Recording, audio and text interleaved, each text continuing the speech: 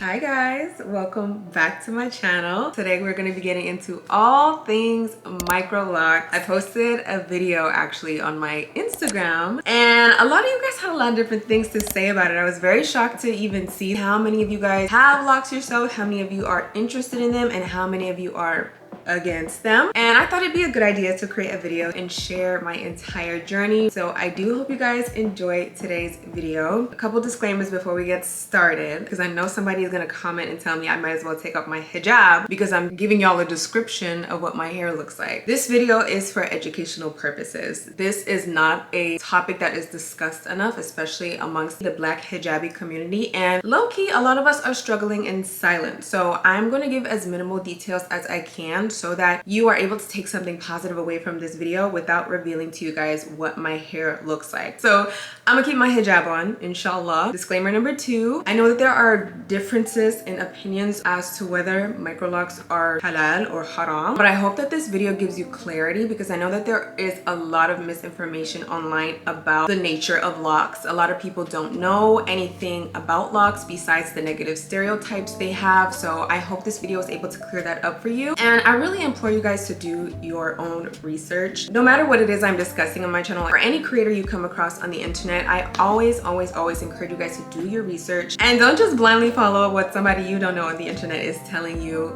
to do. A lot of these rumors and misconceptions will be cleared up with a simple Google search. So I hope you guys enjoyed today's video. I am low-key feeling myself a little bit too much in this hijab. It is actually from a new company, a new hijab company called locs. I cannot get over this print. Like, it is so cute. And y'all know me, like, I'm not that much of a modal girly, but I'm definitely getting into it, especially with the heat this summer. And this has nothing to do with today's video. So on that note, let's get into today's video.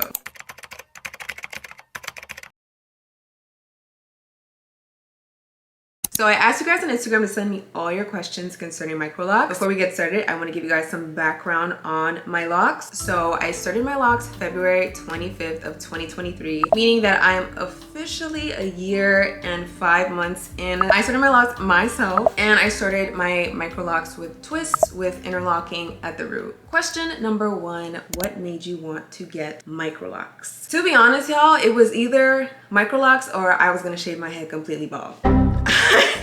I was a month into my hijab journey and I was done with my hair, okay? A couple months before I decided to put on my hijab, I actually texlaxed my hair because I was sick and tired, girl. I was sick and tired. I am a 4C girl. Essentially, I just did not want the stress of dealing with detangling and long and painful wash days, so I went ahead and texlaxed my hair. I wouldn't say I regretted it, but I definitely was kind of like, okay, this was an impulsive decision. So 5 months after my last texlax is when I started my locks, so I did have a good amount of new growth. So I went into my lock journey with chemically processed hair. A lot of people say you can't do that, but let me be the one to tell you that you can. It is very much possible. Honestly, I think I was just done with the texlax life, and I really just did not want to go back to the lengthy wash days and painful detangling, so I was either going to cut it off or lock it. I ended up locking it and it was one of the best decisions I could have ever made for myself. How long was the install and how much was it? I keep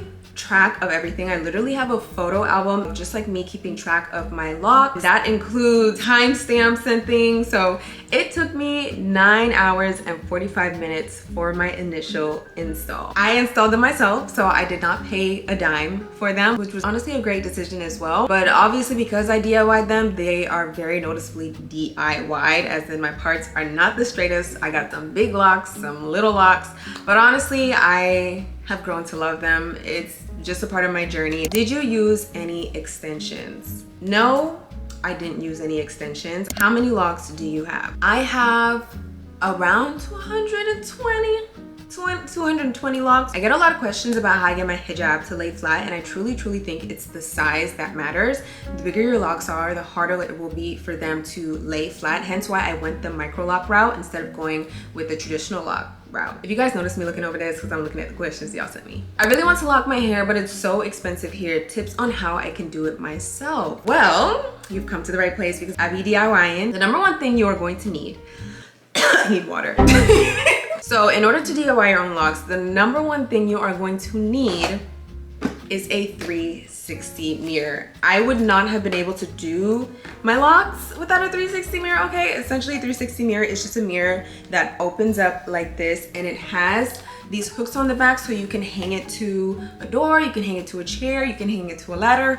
I like to hang it to a ladder and do my locks right here in my beauty room. That's just the method that works for me. But this has honestly been such a lifesaver. There obviously is the option of having somebody help you section off your parts and then you just do your twist yourself, but I just could not fathom the idea of going in blindly at the back of my head and interlocking my starter lock. So this is key to both installing your locks and maintaining your locks. I will have a link down below for you guys who are interested in getting one. Other tips I would recommend are watching 1,000,000,001 videos if you can. When I knew I was going to lock my hair, I watched about every single DIY lock tutorial on YouTube. It was to the point where I felt like I was a loctician by the end of it. Obviously, I'd never done locks on myself or anyone in my entire life, but after the amount of videos I watched, I felt like I could. So I would highly recommend using YouTube to your advantage. There is so much to learn here on this platform. There was even a YouTuber who actually started her lock journey with relaxed hair, and she was a big help in encouraging me to continue on the path when a lot of other sources and websites were saying texlax hair, relaxed hair, chemically processed hair can't hold a lock. I love her channel for it. I'm gonna put her name on the screen for those of you who may be starting your journey a similar way to go check her out, because her locks are super beautiful and it's very inspiring to know that that is possible. How often do you retie your hair and how long does it take? I got you, girl. I also keep track of that in my notes app. I am a little bit of a freak when it comes to locks. Like, I am just obsessed with locks. So far I've had 10 reties, and if I am to average them all out, I would say it takes me about 3.5 to 4.5 hours. My first ever retie took me 6 hours. But the one after that took me 4 hours and 45 minutes. So each time it gets less and less and less. I'm currently trying to break my personal record. It really depends on how much time you keep between your reties and also how fast your hair grows. How long can you keep them in? That's really a personal preference. Some people I know only do locks temporarily. Some people do them permanently. Some people are undecided. I would say I'm undecided. The way things are going, I definitely see myself having them for a long time. But yeah, you can pretty much keep them in as long as you want to keep them in. How long did it take to see your locks mature? Because mine are still giving twists after 3 months. Girl, you are not alone, okay? I am 1 year and 5 months in, and the twist pattern is definitely still showing in, I would say, 90% of my locks. I don't foresee that going away until I've hit my 2-year mark or even after that. And everybody's hair is different. Some people, the pattern is completely gone by the time they hit their 1-month anniversary. It all depends on your hair texture, your hair density, how big or small your locks are, how you install them. It's really not a one-size-fits-all kind of situation. You just gotta give it time. That's one thing I have learned about locks. Like, you cannot go into it with expectations. You really have to keep an open mind and bear patience for your locks to blossom. Has your hair grown a lot? Yes. Surprisingly, I learned through my lock journey so far that my hair actually grows really, really fast. I think when it was in its loose state, it was just breaking as fast as it was growing. So as the new growth was coming in, I also was struggling to retain my length. That's honestly one of the reasons why I decided to lock my hair, and lo and behold, she grows. My hair grows. Since it's locked, it's not breaking, which is great. What products are you using for your locks? I filmed this on Instagram and a lot of people were shocked, but I quite literally only use Dr. Bronner's Castile soap, specifically the peppermint one, to shampoo my locks. I like to use an applicator bottle to distribute the shampoo on my head, and I'll put about this much of the Castile soap and this much water. And occasionally I'll use like a little hair oil, castor oil. I'd be lying if I said I was consistent with the oil. Like, it's really only when I'm feeling fancy that I start oiling my scalp. And then I also like hair perfume, so I like to use Jisoo. This is completely optional as well. It's just something I like to spray on my hair whether I had locks or not. So yeah, pretty much the only thing I use in my hair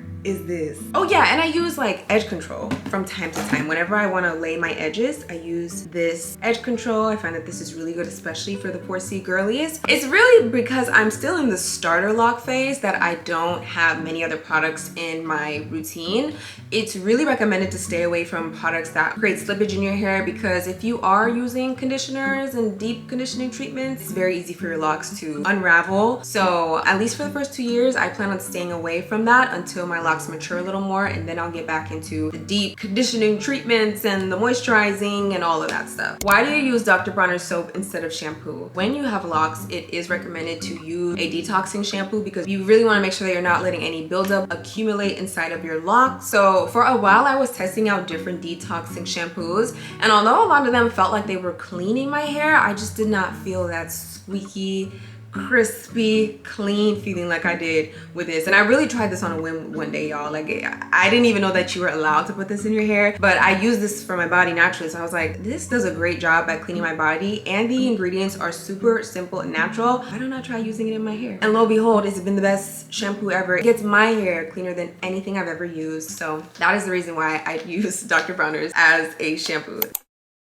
I don't know whether to go with microlocs or starter locks, which is more maintenance. Now, by starter locks, I'm assuming that you're referring to traditional locks. I can't really speak on the traditional lock route because I don't have them myself, so I don't know much about them. But I would assume that microlocs probably take a little bit more maintenance, only because they're smaller. I would look to YouTube for a better answer than I could give you. I'm so sorry. Is it true that microlocs cause breakage? I would say yes and no. Like with any hairstyle that causes tension in your hair, you're gonna have breakage. No matter how protective people say the style is. Box braids, knotless braids, cornrows, twists, no matter what you are doing to your hair, as long as there is tension involved, you will have breakage. And the same thing applies to retwists and retightening. The more you retwist and the more frequently you retighten and retwist and maintain your hair, the more breakage you will see. That's why it's super important to give yourself a big enough gap between your retightenings to ensure that you are not like unnecessarily causing tension in your scalp. How has your relationship with your hair changed since getting locks? I love this question because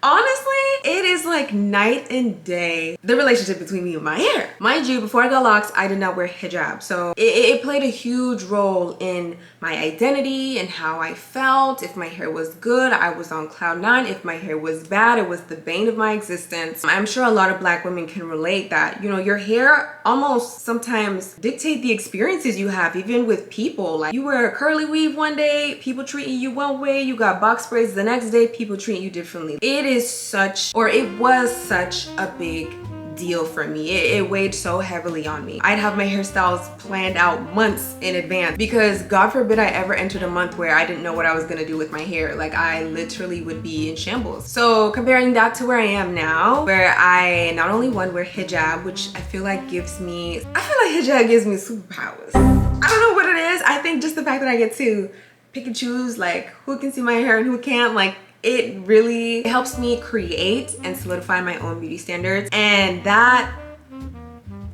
makes me feel so powerful. But seriously, and then on top of that, having my hair in a style that is so incredibly low maintenance compared to before, and a hairstyle that really helps me to embrace my hair and accept my hair, accept my curl pattern, accept my texture, accept all the things that come with my hair except for the detangling process. Like, are you kidding me? I literally love it over here. I don't want to sell a dream to you guys, but if I'm comparing where I once was to where I am now, I feel free. Like, that's the best way to put it. I feel so free. I don't feel so attached to my hair anymore and how it looks. To me, my hair is always done because it's in locks. It always feels like it is styled, even though it's not necessarily always styled. But I really do think it's the combination of me getting micro locks at the start of my hijab journey that really has made it this profound for me. So yeah, I'm super grateful for it. How do you style your hair under hijab? Typically, I leave it be, especially if I have a very fresh retie. Sometimes I won't even put it in a ponytail. I'll just put on an undercap,